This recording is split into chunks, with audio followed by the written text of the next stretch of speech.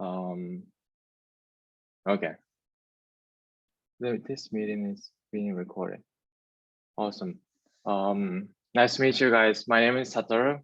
First of all, shout out to the team making this happen. I know how hard it is to start something new. So this is amazing.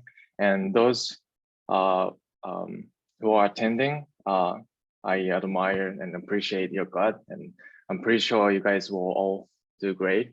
I heard it's 24-hour event, so I wish you the best luck. All right, let's talk about, so a little bit about me. As Shinji told you guys, I'm the co-founder and CEO of Waffle. And I'm currently based in San Francisco, California, but I was born and raised in Osaka, Japan. And then went to college there. I was studying linguistics theory there, but while I was studying college, I saw many tech companies like Snapchat, Twitter, Airbnb, like changing the people's life all over the world. So I wanted to do something like that. So I decided to move to the States. And then in the beginning, I didn't speak English or at all, or know how to code. So, and I needed a visa to stay in the country after all. So I signed up at the school and study programming and English, and then did a software engineer internship and co-founded a company with different co-founder, and worked on the consumer product for a year, but it didn't go well. So we kind of broke up, and then started this company, Waffle, with my current co-founder, like back in 2018. And since then, Waffle isn't the first product, but it's second or third. But yeah, excited to share about my experience. Let me share the keynote, the slide here. Share screen right here. Can you guys see the slide? Yes. Yep. Awesome. Okay. First, I'm gonna talk about a little bit about Waffle, why we started and where we are heading to, and then the questions. Dive into questions like, when do you know your idea is worth pursuing? What's it like to pivot? And I wanna touch a little bit on product design, and at the end, have a waffle time, which is, as you know, it's Q&A. So I want to try to have as much discussion as possible with you guys. So Q&A at the end. So, all right, let's talk about Waffle. Oh, and then I'm in the accelerator, yellow accelerator, run by Snap. Waffle is backed by Snap, and this slide, the pitch I'm going to give you is sort of very similar to what I'm going to do in a demo day next week. So yeah. All right, let's dive in. So why Waffle, right? Social media was supposed to be a place for us to connect with friends and family, and it was hold on. Let me make the screen bigger. So social media was supposed to be a place for us to connect with friends and family. It was way more personal back in the day. But today, it's all about influencers. Over the decade, social media has become just another media. And then group messaging apps became our new home. It's great for chit chat, but it is not designed for deeper conversations. You'll freak out if you keep receiving super long messages. So we think we are all connected, but in reality, we are lonelier than ever. And I was not the exception. As I'm living away from home in Japan, it's been very hard to stay in touch with my family and friends. And that reminded me of the group journaling culture in Japan. And sharing a journal is very popular among Japanese kids. And I used to group journal with my classmates as well. It was just me and my best friends sharing one journal, so we felt very close to each other. And also, the unique format was perfect for us to share things we never do elsewhere. And I realized that is exactly what we needed right now. So we took the essence and created Waffle. So the smaller the network is, the deeper we share. And Waffle makes you feel like sharing a physical journal with a small group of people. And so you feel completely safe sharing whatever you want. And the format is what defines our communication. And social media feed is all about interactions, but journaling is about self-reflections. Waffle always puts self-reflections first, and then that happens to be shared with the closest people you know. With Waffle, you can build connections with the people you love deeper than any other tools. In my case, I knew that my best friend quit his job, but I didn't know he was suffering from severe depressions until he shared it on Waffle. But we didn't stop there. Soon after the launch, we started getting more and more high schoolers signing up. And now, over 90% of our users are students. Our power users, which is 20% of the total, write a screen long entry every other day and share 3 journals with 4 members on average.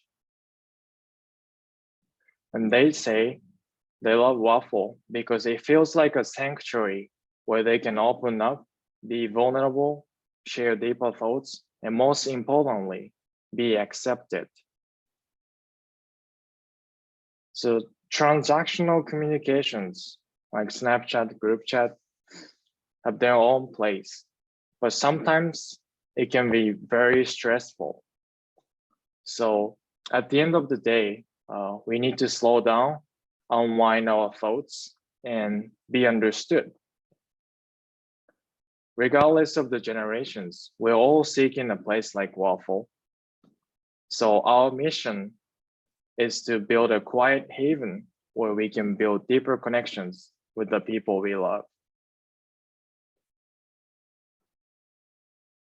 We're a team of 5, and we're all passionate about innovating on how we communicate.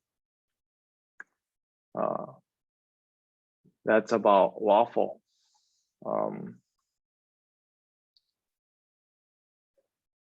We can probably dive straight into questions. So first question, these questions are the Rachel and Abigail sent me, and I was like, these are exactly the questions I wanted to know when I was starting. So I'm very excited to talk about this. And the first question is, when do you know your idea is worth pursuing?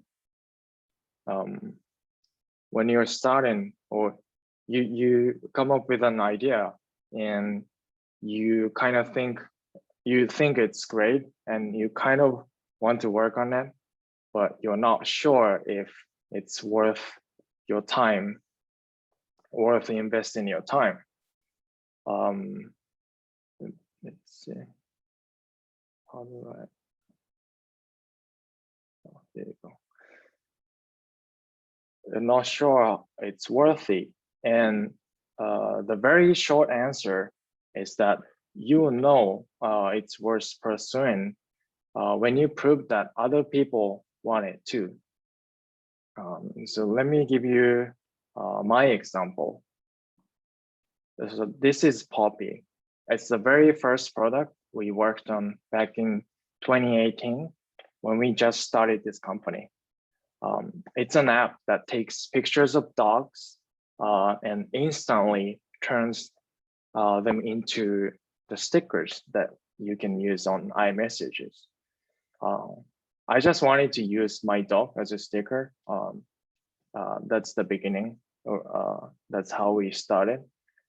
But we knew it'll take a lot of time to build our, so it requires machine learning to separate a dog from background and apply filter on dog face.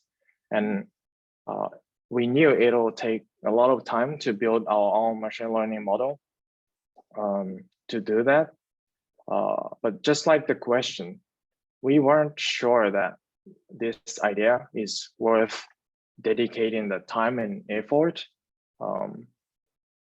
We weren't sure if this idea is worth pursuing, just like the question. So instead of building a ginormous machine learning model, we decided to do it manually to see if other people want this too. And what I mean by doing it manually is using just Photoshop to create stickers. Photoshop was more popular at the time than Figma. It's weird. I use Figma now, but so we went out and to dog parks in downtown San Francisco and just asked dog parents there to send their dog pictures to me. And this is the actual signboard I put right in front of the dog park. It was pretty successful. Over 100 people sent me pictures. They're very excited about that. So we created stickers for them. The resolution is pretty bad, but it says turn your dog into emojis. This is a pug, my co-founder's pug, and sato@poppy.ai is my email. So we created stickers for them and sent out to them so they can use with friends and family. And we measured how they use stickers. This is the example of the stickers we actually sent out to our users. And then it turned out they said they love stickers.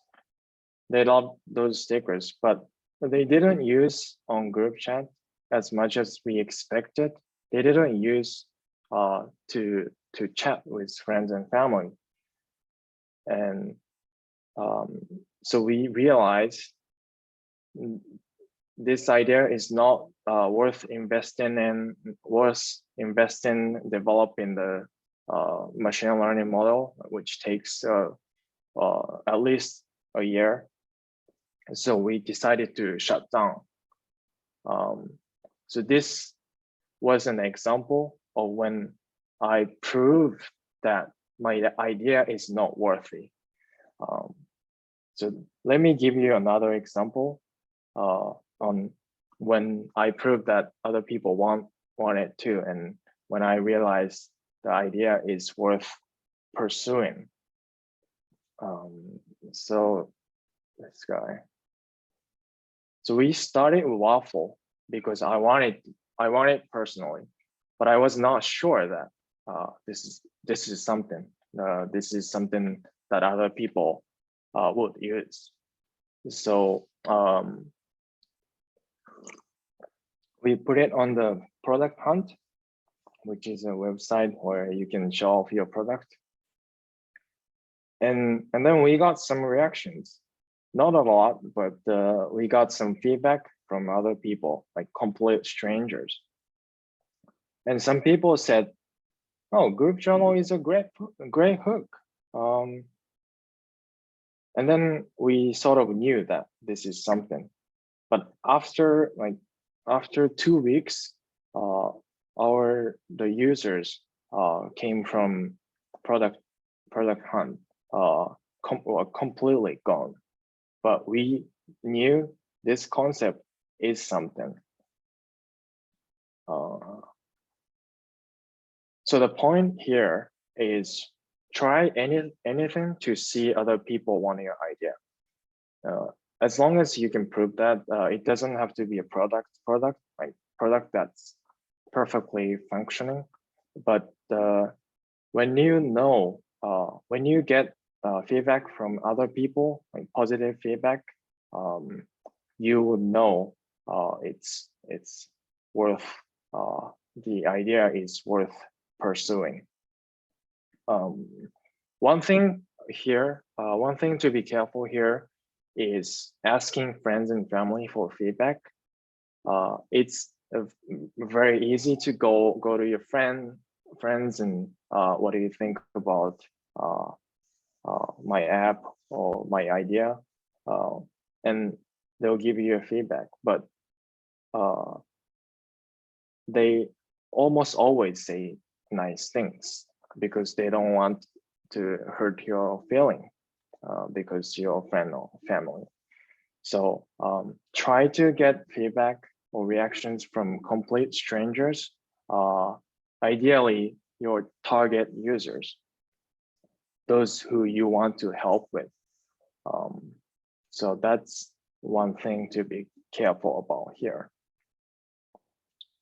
That's about the first question. And let's move on to the next question. What's it like to pivot? What's it like to pivot? It's very tough. Pivot is hard, especially you have responsibility, especially you have investors and employees. But first of all, what is pivot? Pivot is changing the problem you're trying to solve. Let me give you an example. Again, this Poppy, as I mentioned earlier, we shut down Poppy. And at the time, we have already raised money from investors, venture capitals and angels. And when I told them that we're shutting down Poppy, some of them were not happy at all. So we had very hard conversations. We're all good now, but it was tough. And plus, pivot, if you change the problem, you're changing the domain. And what you learn from working on the previous product won't be carried over to the next product because you're changing the domain, most likely. And that's not so good. So you should avoid pivot. Try to avoid pivot. But on the other hand, iterations is good. Iteration is great. Iteration means changing the solution. And it's basically startups are all about iterations. It's a journey of finding the right approach or solution to the problem by running a lot of experiments. For example, we wanted to build a way for families and friends closer together but Waffle wasn't the first try. Before Waffle, we made a couple apps and tried many different approaches. This one is the very first app we made, and called Kotatsu, which is like what is that? Which is like Japanese version of fireplace. It's a dining table with some futon and a heater in it. So family and the friends kind of gather around and have a just talk, just like fireside chat. And then this one is called Bubbly. It's better. We did some improvement and then we released a new app. And then we created Waffle. Like those, we applied what we learned from Kotatsu to Bubbly, and we took insights we got from Bubbly to Waffle. So it's like we are working on the same problem, which is bringing family and friends closer together, but keep changing approaches and keep trying new solutions to see if that one is the best.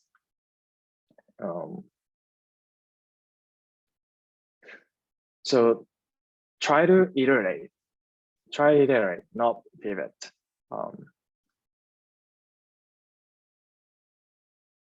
You right here, the most important thing is picking the idea you really, picking the problem you really care about personally, and fixate on it and try many different approaches for the best solution. But that being said, at this point, you don't really have to worry about pivoting or changing the idea, because unless you have a lot of responsibilities like investors and employees or even co-founders, it won't hurt that much. And the most important thing is just go try it. So it's better to pick whatever in your mind than take a long time to think about the problem you really care about. So don't worry about pivoting too much. And lastly, I want to touch a little bit on product design, because it's the theme, and I'm not in a position where I can talk about philosophy or product design in general, but I'm gonna share what I think the most important thing around product design, which is have your own definition of good products.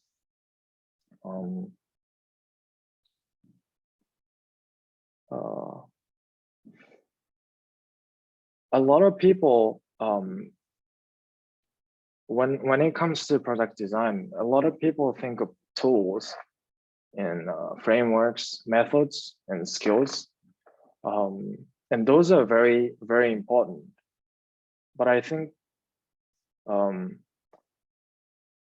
those are very important, and you can learn how to do things, but having own definition cannot be taught. So let me give you my example.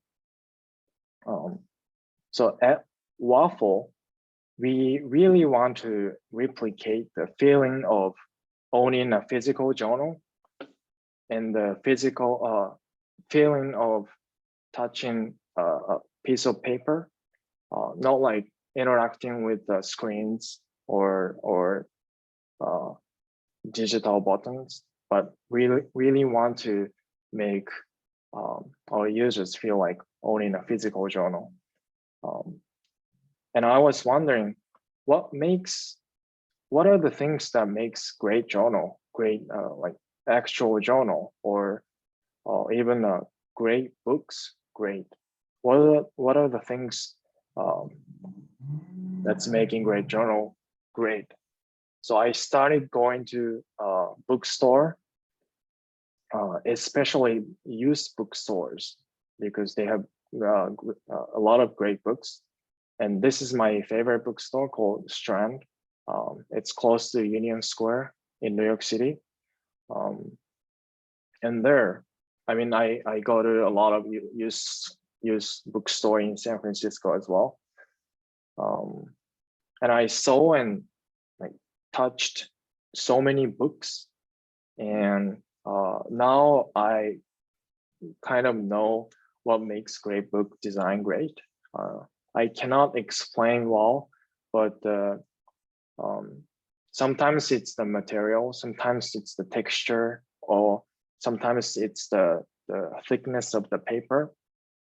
But I have my own definition of what makes great books great. I mean, great book design great.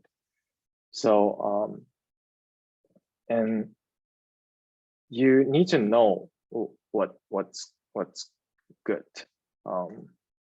to create a product. So here, what I wanted to tell you is that try products, or go outside, try products or art or whatever work done by other people, and figure out what sparks joy to you, just to you. Don't try to focus on too much on learning how to do things, because it cannot be taught. I hope that makes sense. So I think I covered all the questions. So let's do a question time.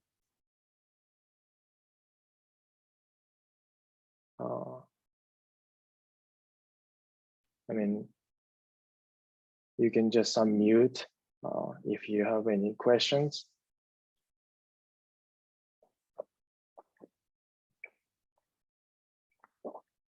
Oh, I wanted to mention this guy. This guy, when I was raising money for Poppy, I really wanted to bring my dog to investor meeting, but I figured out it's too much work. So I carried this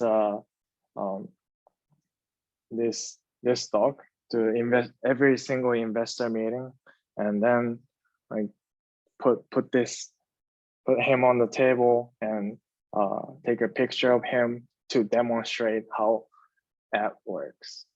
So just wanted to share with you guys.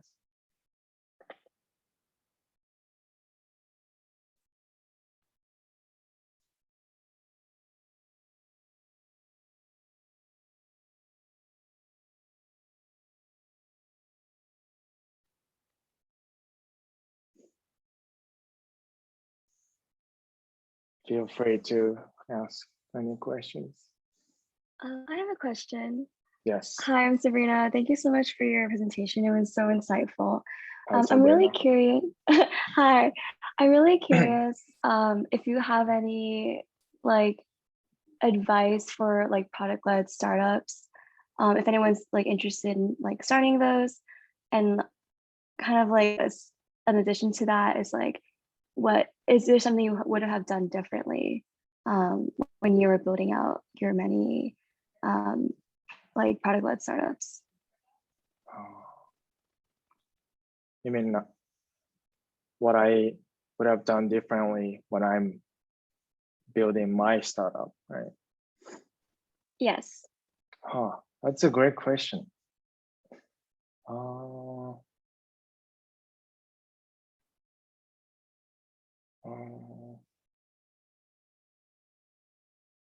One thing I would have done differently is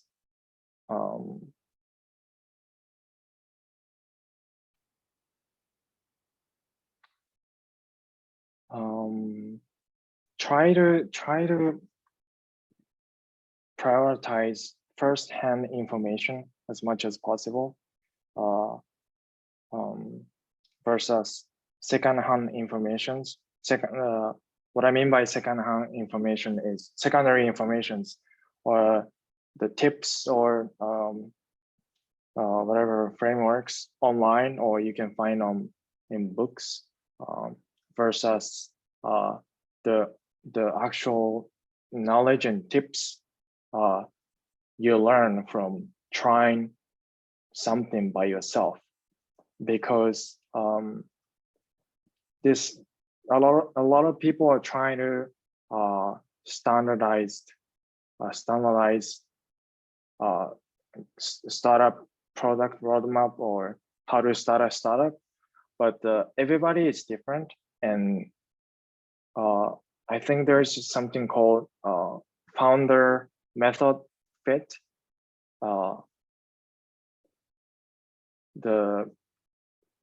Every founder is different, and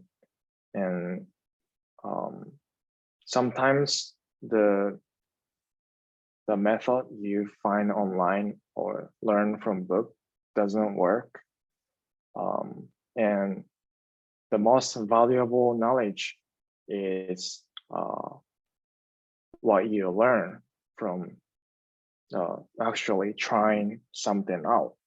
So I wish I could prioritize that more than spending time on reading and learning from learning from the internet.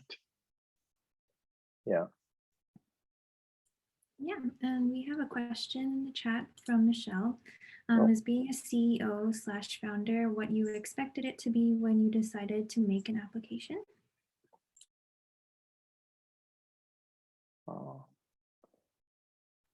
Can you repeat the question again? Yes. Is being a CEO/founder what you expected it to be when you decided to make an app? Oh.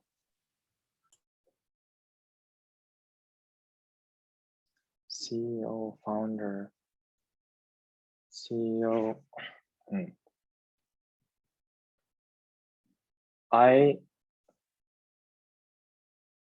I wasn't like, oh,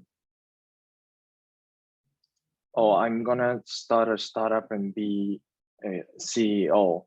I was more like, I want to build this product, so I'm just gonna build it. I'm just gonna write code myself, kind of person. So never thought of what I should be doing as a CEO or what I should be as a founder. I would say I was more like creator mindset versus manager, CEO mindset. I hope that answers your question. And we have another question. Do you think smaller ideas are better? For example, Airbnb, and don't VCs care only about scalability? Let's see. I think I had this similar question when I was starting out.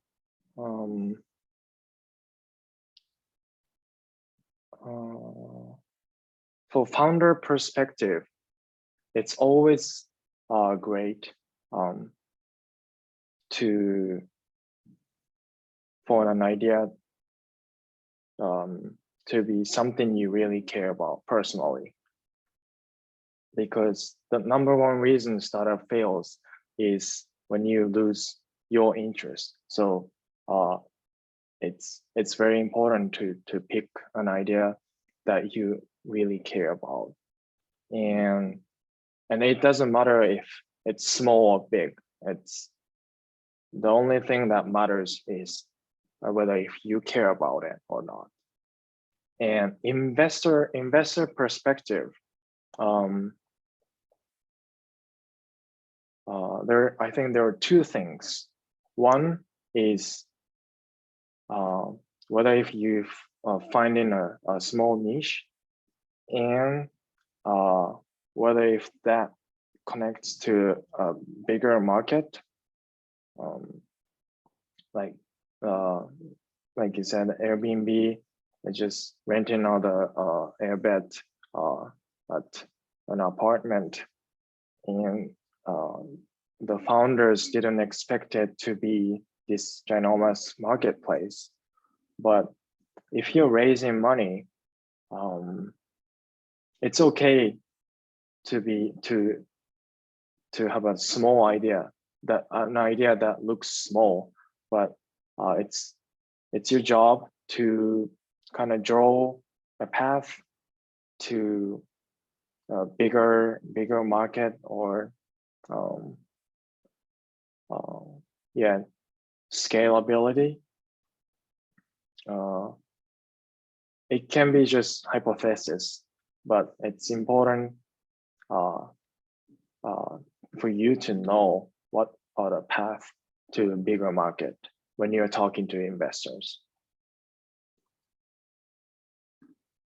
Yeah, maybe one question that I have is because I assume like we're all here because we're interested in product design, and I guess from the perspective of someone in a position of like a high authority position as CEO, I guess what are some qualities that you look for in prospective product designers on your team? Product designer, great question.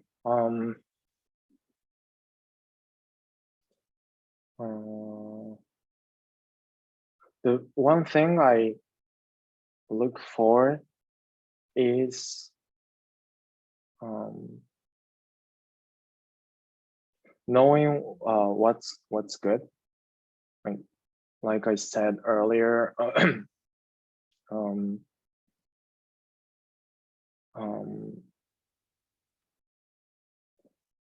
you can learn skills and framework and get better at how you do things, but defining what's good takes long time. You need to interact with a lot of products, a lot of work to have your own sense of good products. And if you have that, you can be like, I can just tell you what to do and you do it really well. That's great. But to go beyond the expectation of whatever CEO or product owner, you kind of have to have your own definition of good products. And that's like, I think that's one thing that great, excellent product designers have. You can be a good product designer. You can be a good product designer if you know how to do things well. But to be an excellent product designer, you kind of need to have your own definition.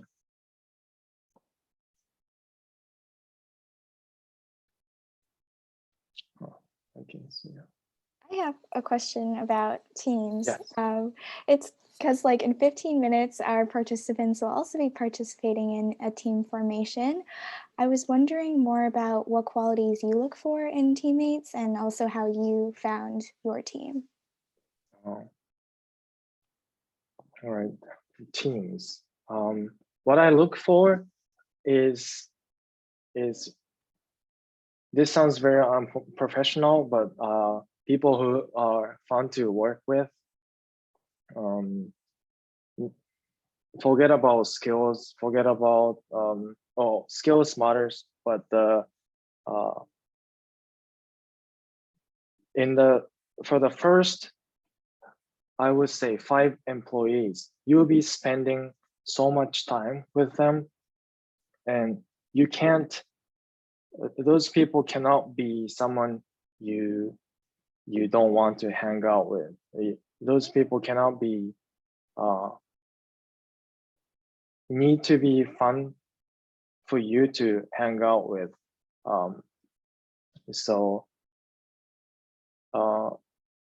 in other words, some people call it culture fit, but that basically means the people you think are fun to hang out with or talk to. That's I didn't particularly look for it, but I end up choosing people I like personally. And sorry, what was the next second question? Oh, it was just more about your team specifically and how you found your team. Oh, okay. Let me. Oh, I was still sharing the screen. So my co-founder, his name is Taishi. I met him here in the Bay Area. He was also from Japan, and then he was here just like me, trying to do, because somebody told him to come to America if you want to do something big.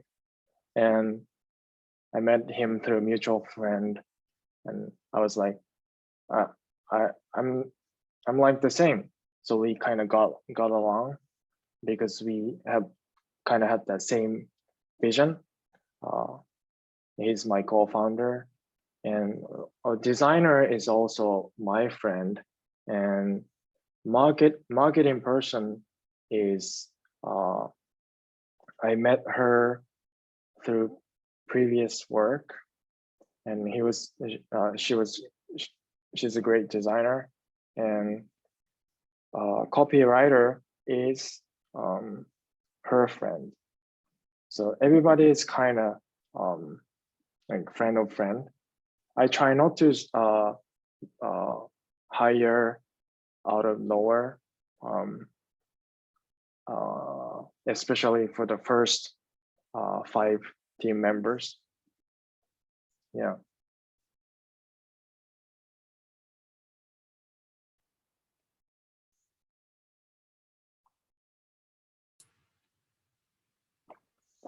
Does anyone else have any other questions for Satoru?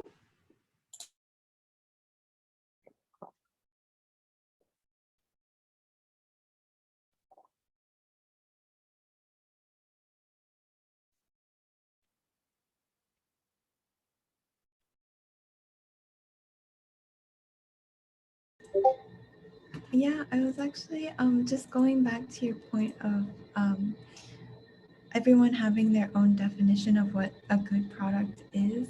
Mm-hmm. Would you be able to share what your definition of a good product was for when you were building Waffle? Did you come up with that yourself, or is that something that you worked with your team?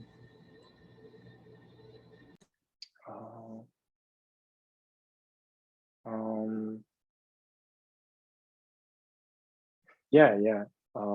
Good product. So I have been feeling that apps or website, it's becoming more and more out of our control in terms of design. Technology is just keeps like improving and keeps evolving, but our brain hasn't been evolved that much since the 10 million years ago, and our cognitive process hasn't been changed, but the technology, screens, website, everything is it's not intuitive. That's what I've been feeling. So I really appreciate when if the product is very easy to use intuitively, which means kind of feels like owning a something physical, even though it's inside the screen. So I wanted to make something that gives me a physical, interacting something physical.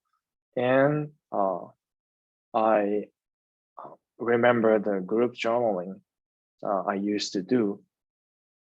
And I was like, I draw some wireframe and then showed it to my designer. And then we kind of started working on it. So initial wireframe, the basic UI I had in my mind. And then our designer is made it very more effective and beautiful.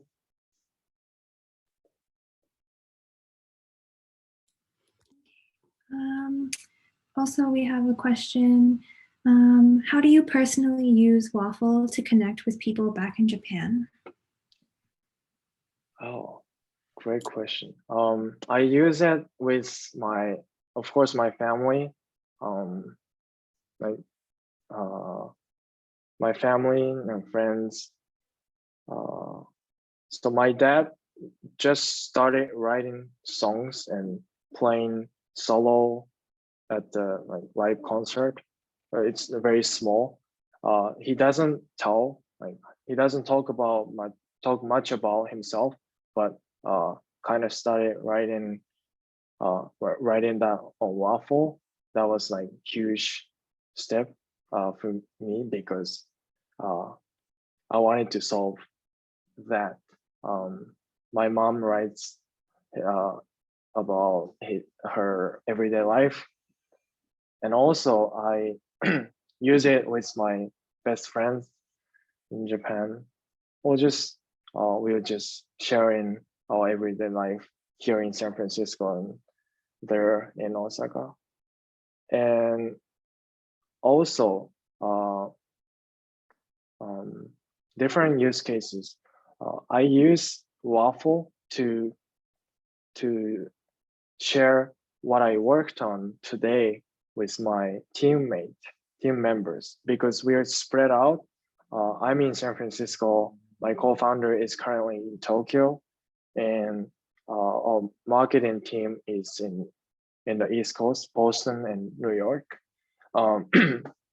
So it's kind of hard to understand what everyone's doing. So we share what we worked on Waffle. So then it's pretty effective and helpful. Amazing. So if there are no other questions, I'm going to drop some information into the chat. So please check out our Revive Notion page at bit.ly/revive-designathon. So you'll find information about our schedules, different workshops, and registration links for them. And next up is our team formation event that will be happening on Discord from 1 to 2 p.m. EDT.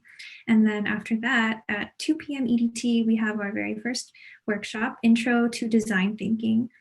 So you can register for that at lu.ma/design-thinking.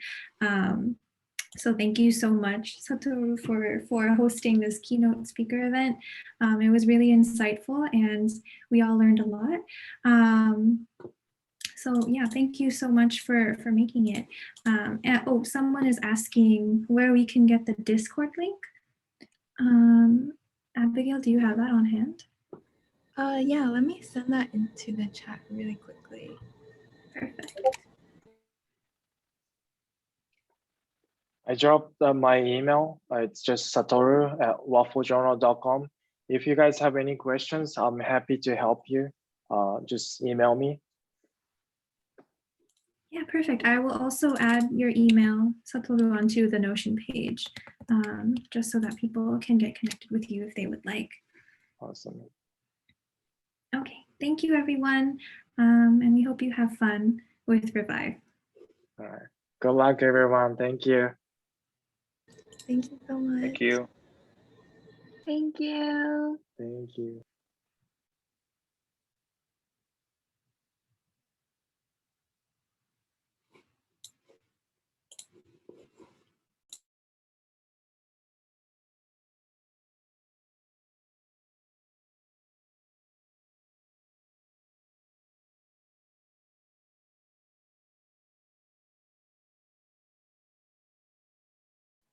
Oh, I guess we could stop recording now.